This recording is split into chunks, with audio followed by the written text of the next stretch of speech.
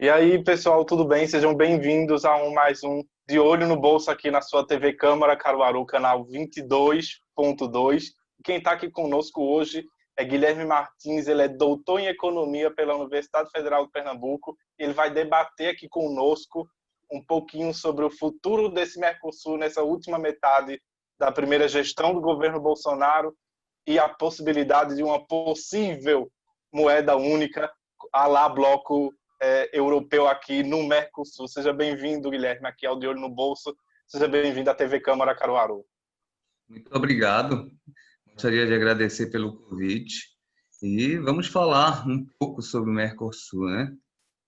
Tá legal. Guilherme, a gente tem, quando o presidente Bolsonaro ele assumiu a gestão, tinha-se muito receio qual seria a posição dele ao Mercosul, né? Porque a gente sabe que o Mercosul, até o fim da gestão do impeachment da presidente Dilma, ele estava muito aliado àquelas políticas de esquerda, que eram os presidentes até meados de 2012, 2014, aqui na América do Sul. Quando o presidente Jair Bolsonaro assumiu, se criou logo aquela dúvida. Ele vai querer continuar com essa ideia do Brasil muito alinhado, sendo a liderança aí do Mercosul, ou ele vai querer abandonar aí o Mercosul e se vira o Mercosul, porque vai ser, digamos que um Brasil first, né, como é a América. Mas aí a gente viu que o presidente Jair Bolsonaro, ele tá meio lá e meio cá com o Mercosul.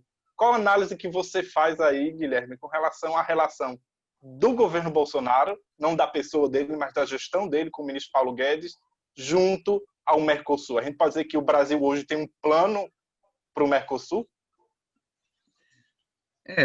Primeiramente eu gostaria de fazer uma ressalva, né? E dizer que governo é igual fralda de bebê, né? Você tem que estar sempre tocando justamente para conter os excessos que uma determinada ideologia, uma determinada forma de governar, né, fez em sua gestão, né? Consequentemente, essas alternâncias são boas para a sociedade, porque, de certa forma, é uma progressão política dentro de um sistema econômico liberal, entre aspas, né? Porque o que a gente vê nos últimos anos, principalmente depois do problema do subprime em 2008 nos Estados Unidos, é exatamente essa necessidade do Estado presente no mercado, né? Que até então vinha sendo desconstruída com as políticas neoliberais, né? De que o Estado tinha que ser mínimo. Então, é uma evolução da participação do Estado que não mais intervém na economia, mas sim participa da economia e integra a economia, né? Então, é salutar essas alternâncias de poder e essas mudanças de visão sobre o que é melhor para a economia, justamente porque contém esses excessos que uma determinada corrente política cometeu durante seu governo, né? Mas estamos diante de um novo cenário, né? Diante de um novo cenário, um novo governo argentino com tendências mais voltadas para a esquerda, né? Com tendências voltadas para a esquerda, mas que, de certa forma, não muda os interesses em relação ao Mercosul, porque o Mercosul é uma ação que a gente pode dizer que dificilmente ela vai se romper, né? Dificilmente ela vai se romper. Pode ter muitos burburinhos, né? Mas a parceria é quase que indissolúvel, no meu ponto de vista, porque são países que se integram, né? São países que dependem entre si, eles se interdependem. Há uma interdependência entre esses países que faz com que, ainda que haja ameaças, né, sejam ameaças vazias, tá? Como a gente fala na teoria dos jogos, né? Ameaças vazias, porque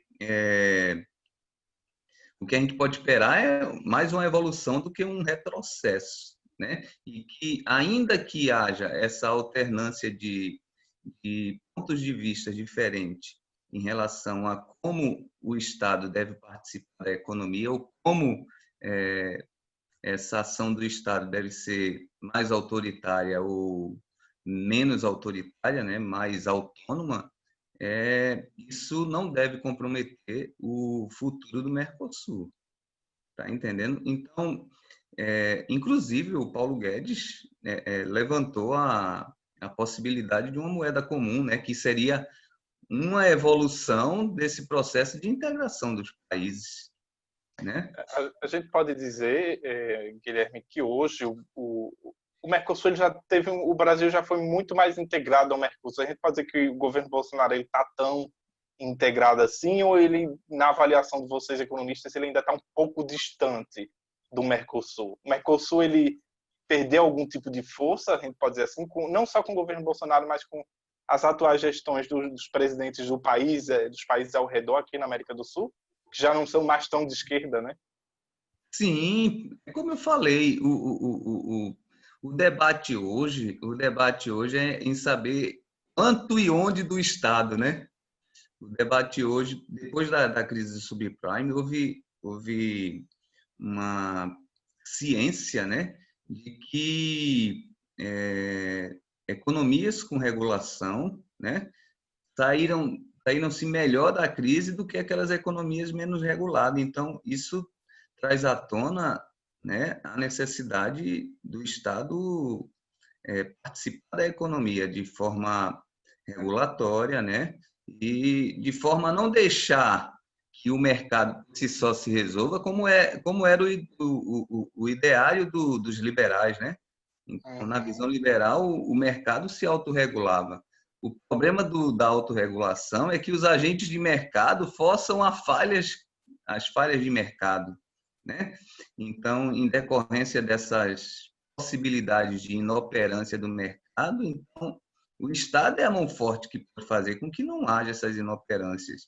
Consequentemente, o Estado participar de uma economia é só uma questão de saber quanto e onde, né? Qual deve ser o tamanho do Estado ótimo para aquela determinada economia, e em que setores o Estado deve, de fato, influir, né? Porque ele não mais intervém como seria a visão keynesiana, né? Porque, de acordo com a visão keynesiana, o Estado deveria apenas intervir em situações de recessão e, logo essa situação fosse resolvida, o Estado sairia do cenário e deixava que o mercado continuasse. Esse é o grande sonho dos neoliberais, né? Guilherme, a gente vê muito gente comparando de alguma certa forma, que é comparar o Mercosul à União Europeia, né, o bloco europeu. O que é que diferencia primordialmente esses dois blocos, né? Porque lá é um bloco que não está só economicamente. Hoje o Mercosul ele é um pouco mais voltado para a economia, mas não tem ainda o que a gente tem tão falado o euro, né, que é uma moeda única. Nós não somos um mercado totalmente comum, né? Temos tarifas ainda, o que faz com que o Mercosul não se enquadre nessa classificação de mercado comum, de fato, né? Apesar de ter o nome do mercado comum do Sul. Né? Sim, sim. Então, a evolução seria você fazer acabar com todas as barreiras, né? Acabar com todas as ressalvas que existem no Mercosul, né? E passar para uma união monetária posteriormente e em seguida passar para uma união política, que seria o ápice da integração, ou seja, em que todos os países responderiam a esse comando do Estado, né, de um Estado comum que iria construir constituições, iria construir normas de direito privado que iriam facilitar a vida do mercado, que iriam proporcionar uma operação de mercado. Então, há muita diferença entre o Mercosul e a União Europeia, e a diferença está exatamente em alcançar esses estágios de desenvolvimento que a integração regional requer. Então, a União Europeia está bem mais integrada, e a gente e a gente sabe bem disso, né? Bem mais integrada, bem mais desenvolvida, porque ele já se encontra no ápice da integração regional, uma moeda comum, né?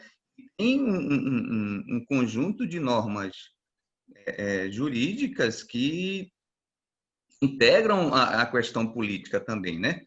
Porque quando a gente fala de política, né, a gente fala exatamente de um ente que toma decisões em paralelo com o mercado. Consequentemente, esse ente ele pode influenciar negativamente ou positivamente. Quando eu falo negativamente, eu falo que esse ente político pode, de certa forma, estar tomando decisões que beneficiam o setor privado.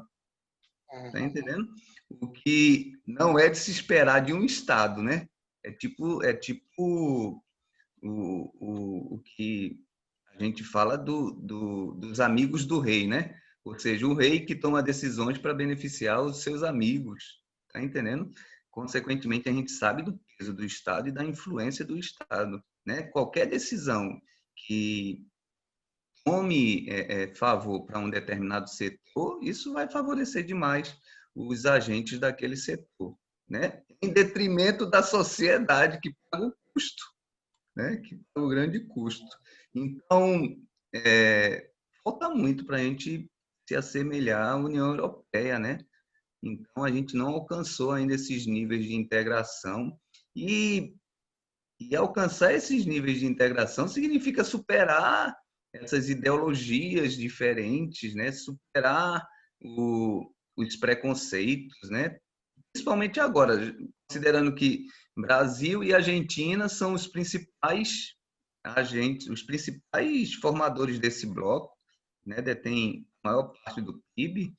Consequentemente, se não haver uma confluência entre esses dois integrantes, então, consequentemente, vai haver faíscas, vai haver fagulhas, né?